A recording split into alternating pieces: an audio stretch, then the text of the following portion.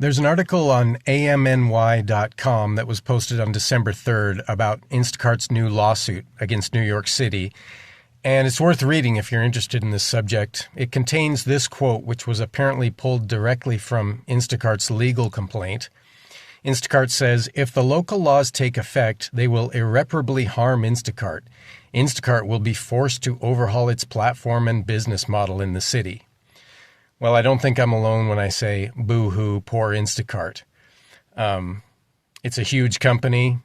It operates in all 50 states in Canada.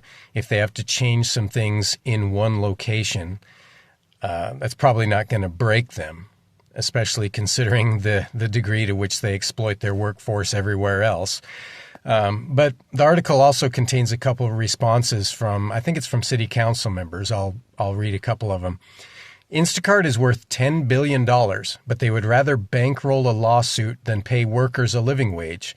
$21.44 an hour is apparently unbearable for Instacart's owners, who seem committed to poverty wages.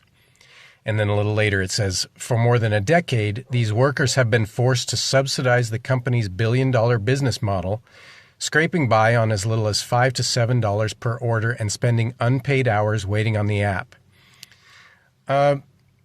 I can say that that was true where I worked. I didn't work in New York City, but I spent a lot of unpaid time just waiting and hoping for something to happen.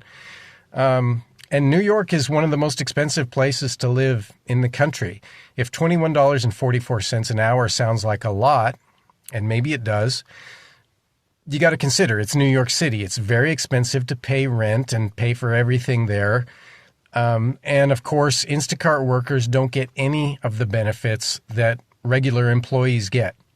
From that amount, they have to subtract all vehicle expenses, including fuel. There's never a paid holiday. There's never any accrued paid time off or workman's comp or any of those things. Insurance costs, all of that stuff have to come from the independent contractor's pockets. So $21.44 an hour in light of that in New York City really doesn't sound like that much. And Instacart is just determined to fight this and pay their Littler Mendelsohn lawyers $500 an hour or probably more. That was my experience fighting Instacart. I know what their lawyers got paid to fight me in their effort to restrict my freedom of speech.